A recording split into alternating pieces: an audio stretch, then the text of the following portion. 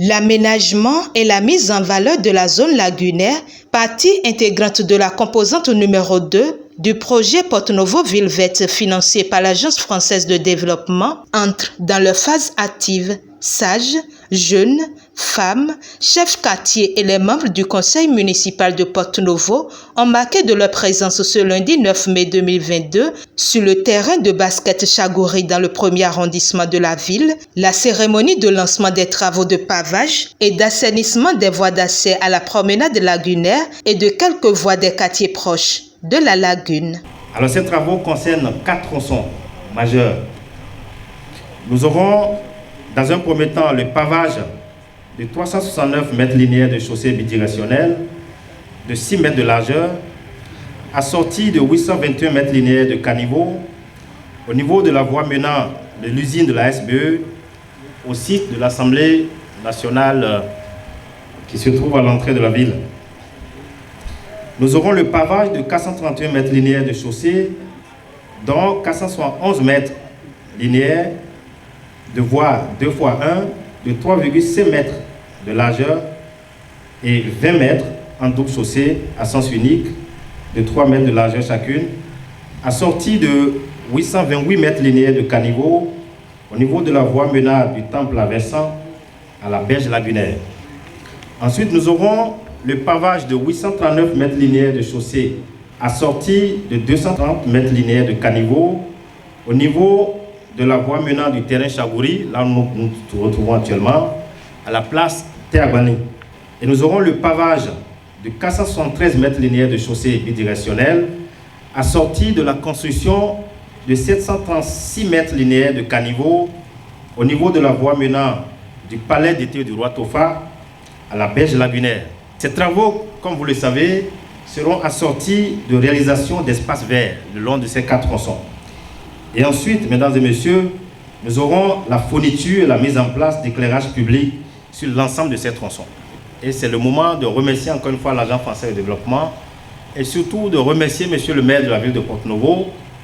qui a battu des pieds et des mains pour éviter, pour nettoyer, pour dégager tous les obstacles qui se pointaient devant nous parce que les obstacles, il y en avait eu. Notre ville plonge ses pieds dans la lagune de Porto-Novo et bénéficie de ce fait d'une berge lagunaire assez verte et d'un environnement paysager composé d'une végétation, d'une faune riche et diversifiée. Avec l'explosion démographique qui caractérise nos territoires et qui se traduit par l'occupation anarchique et non sécurisée de nos berges, le conseil municipal a pris conscience du danger qui guette nos valeureuses populations installées dans ces espaces. C'est pour prévenir ces dangers liés à l'installation des populations dans les zones exposées aux aléas que le projet Porto-Novo Ville Verte est né grâce à l'accompagnement de la coopération décentralisée avec l'agglomération de Cergy-Pontoise et de la métropole de Lyon. Ainsi, la ville de Porto-Novo bénéficie depuis décembre 2015 d'un financement de l'Agence française de développement AFD et du Fonds français pour l'environnement mondial FEFEM pour la mise en œuvre du projet dont la finalité envisagée est de contribuer à l'amélioration durable des conditions de vie des habitants tout en appuyant une démarche de planification urbaine et d'adaptation au changement climatique. L'objectif du projet est donc d'adapter notre ville au changement climatique et améliorer les conditions de vie de nos populations. Cette réalisation viendra non seulement aménager les accès de notre prochaine promenade lagunaire, mais elle viendra améliorer également les conditions de vie de plus de 4 500 ménages dans les quartiers de la berge. C'est pourquoi je saisis cette tribune pour témoigner toute notre reconnaissance à la République française à travers l'Agence française de développement et le Fonds français pour l'environnement mondial qui finance entièrement les présents travaux pour un montant estimé à 1,180 milliard de francs CFA, soit 1,8 million d'euros. Les présents travaux sont en parfaite cohérence avec les aménagements urbains que conduit de main de maître le gouvernement de notre pays à travers le programme d'asphaltage pour améliorer le cadre de vie de nos populations. C'est la preuve, mesdames et messieurs, que nous sommes sur le bon chemin. Mesdames et messieurs, je voudrais également féliciter et remercier l'ensemble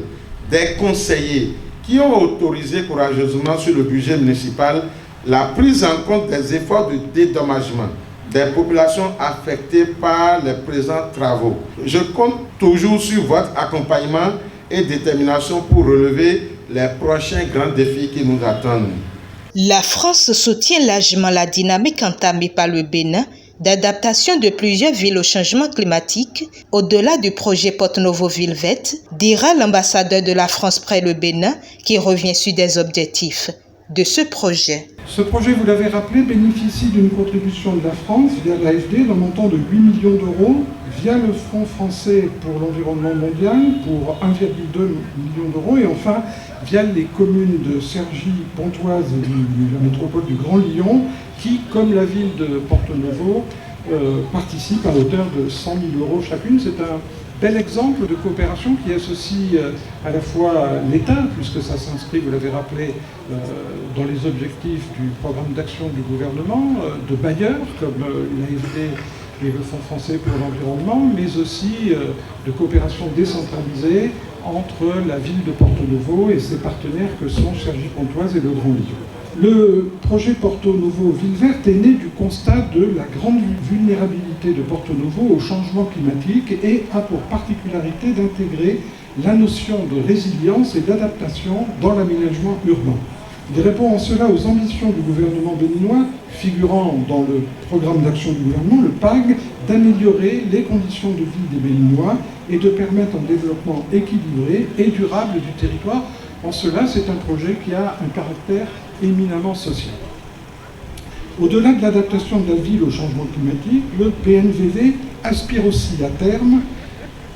à promouvoir le développement du tourisme dont tant le potentiel de votre ville, monsieur le maire, est grand avec sa lagune, son architecture, on en parlait à l'instant, afro-brésilienne et ses traditions bien vivantes.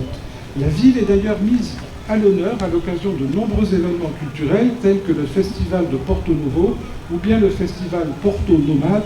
Autant dire que votre ville, monsieur le maire, est un exemple de dynamisme culturel. Je vous remercie, monsieur le maire, ainsi que vos équipes, en particulier l'unité de gestion du projet,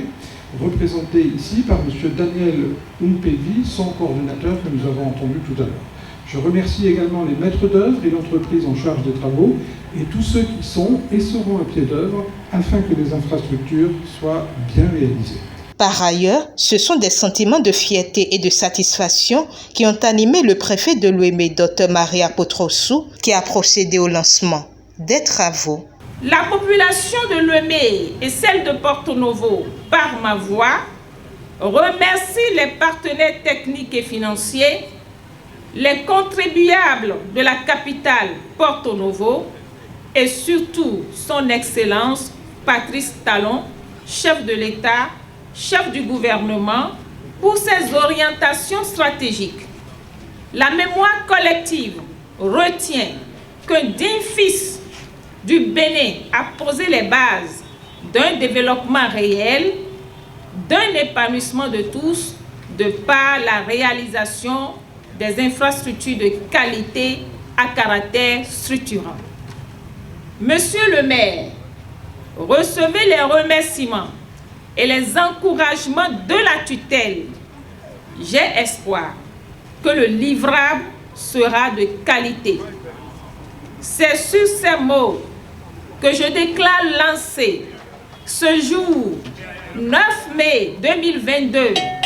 ici à Porto Novo, les travaux de pavage et d'assainissement des voies d'accès